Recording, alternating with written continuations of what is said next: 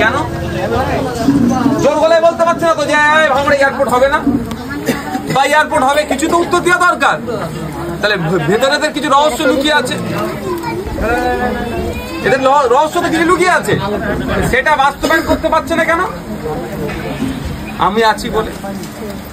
ওই জন্য আমাদেরকে দুর্বল করার চেষ্টা করছে। বা আপনি আমাদের হাতকে শক্ত রাখবেন কি দুর্বল করবেন, সবটা আপনাদের উপর নির্ভর হচ্ছে। এটা মাথায় রেখে চলবে।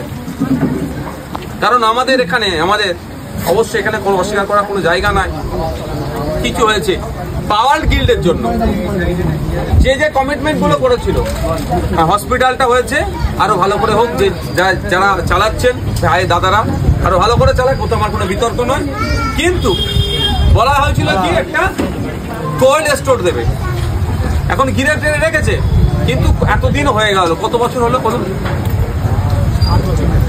এখনো দিচ্ছে না কেন? এরা ভাঙড়ের মানুষের ভালো চায় না।